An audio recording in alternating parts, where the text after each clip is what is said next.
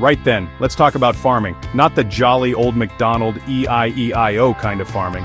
No, we're diving headfirst into the grim reality for many small American farmers, thanks to Trump's tariffs.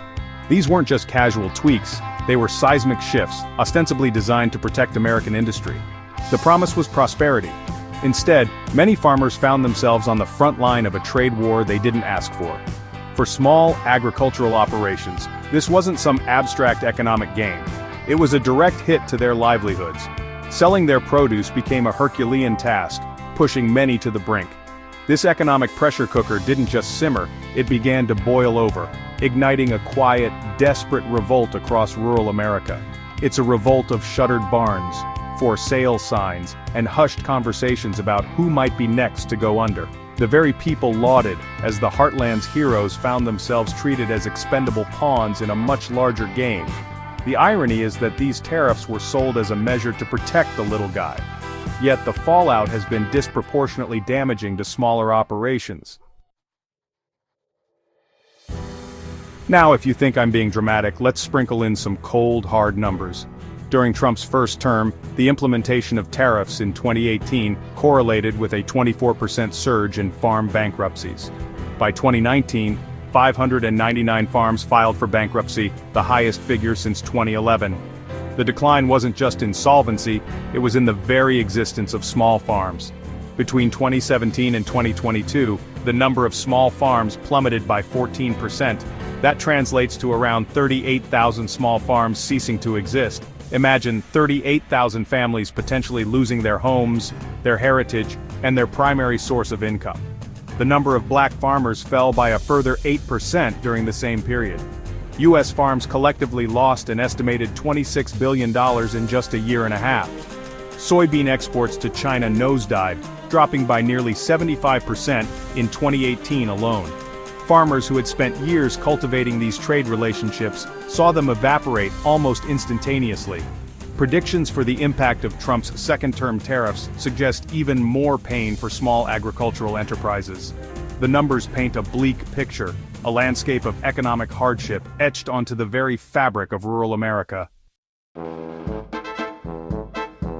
The government, having kneecapped its own farmers with tariffs, panicked and threw money at the problem. Enter the Trump administration's $28 billion tariff bailout package.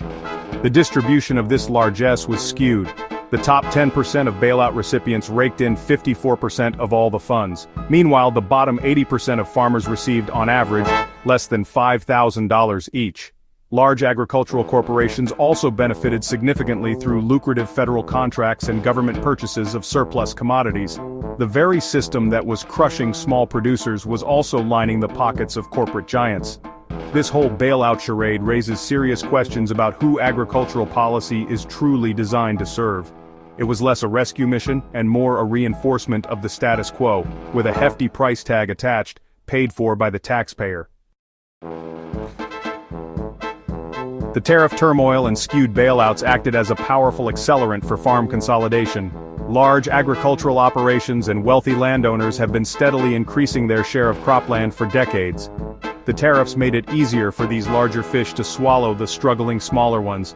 This isn't just about faceless corporations getting bigger, it's about the very fabric of rural communities unraveling. When a small family farm goes under, it's not just a business closing, it's a legacy ending. The economic stressors created by the tariffs have hastened this hollowing out process.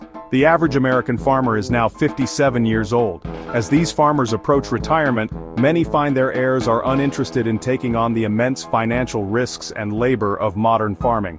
The long-term consequences of this relentless march towards consolidation are genuinely alarming. Statistics are one thing, but the true cost of these policies is best understood through the stories of the people living them. Take Laura Beth Resnick, a flower farmer. She found herself $36,000 in debt because a crucial grant was suddenly frozen. Then there's Kevin Levitt, an organic farmer in Maine. He faced potential failure when funding he depended on was abruptly halted.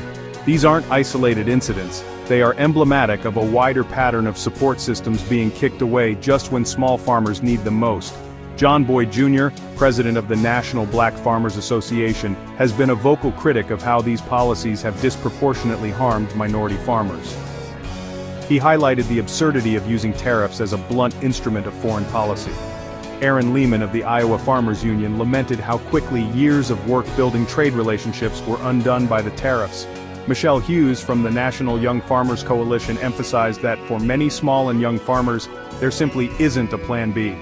Farming is their life, their identity, and their only source of income. When that's threatened, everything is on the line. Their voices paint a harrowing picture of a sector under siege. One might expect that a government witnessing such widespread distress in a vital sector would rush in with sensible, targeted support. Instead, many small farmers felt they received something more akin to a firm shove towards the nearest financial precipice. The establishment of the Department of Government Efficiency, DOGE, heralded a new wave of cuts across federal agencies, including the USDA. The USDA found itself suspending billions in payments for at least 15 different programs. These weren't frivolous pet projects, these were initiatives designed to support conservation, rural development, and market access. Alongside these payment suspensions, $1 billion was reportedly cut from funding for schools and food banks. The government's role, far from alleviating the crisis ignited by the tariffs, often seemed to exacerbate it. The specific freezing of funds from vital programs felt like a targeted attack on agricultural progress. A prime example is the treatment of projects funded by the Inflation Reduction Act, IRA. This act contains significant investments aimed at promoting climate-smart agriculture and rural renewable energy. Yet during Trump's first wave of executive orders in his subsequent term, all projects funded by the IRA were reportedly frozen. One of the flagship programs caught in this freeze was the Rural Energy for America program, REAP. REAP grants and loans help farmers and rural small businesses install renewable energy systems and make energy efficiency improvements. For farmers like Kevin Levitt in Maine, this freeze was a direct threat to his farm's viability.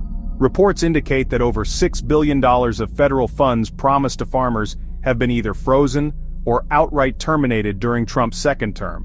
The message from Washington seemed to be, promises? Oh, those were more like suggestions, really. Despite the economic devastation wrought by tariffs, rural America has remained remarkably loyal to Trump. During his 2023 campaign, Trump declared himself the most pro-farmer president ever. The voting patterns are particularly telling.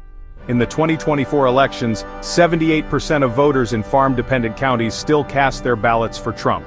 This isn't to say every farmer in these regions voted this way, but the overall trend is undeniable. Political identity in many rural areas is deeply intertwined with cultural values and a feeling of being overlooked by urban elites. For some, supporting Trump might be less about specific agricultural policies and more about a broader cultural alignment. Conservative media outlets often paint a different picture, blaming external factors for the farmers' woes. Whatever the complex mix of reasons, the political paradox remains. A significant portion of rural America continues to back a figure whose policies have hit them where it hurts most. Looking ahead, the horizon for America's small farms appears less than rosy under the current policy trajectory. The Trump administration claims to be preparing a contingency bailout plan for a second trade war. Critics warn that a second trade war could be even more damaging than the first. China is likely better prepared this time around, having diversified its sources for agricultural imports. U.S. domestic farm policy remains largely unchanged, still favoring consolidation and industrial-scale agriculture. The broader social implications of this continued assault on small farms are profound and far-reaching. We're talking about the potential hollowing out of rural communities and the loss of local food systems. The future of America's heartland hangs in the balance, and the choices made now will determine whether its fields become barren wastelands or fertile ground for a new approach to feeding a nation. One can only hope, though hope, much like a small farm's profit margin, is a fragile thing these days.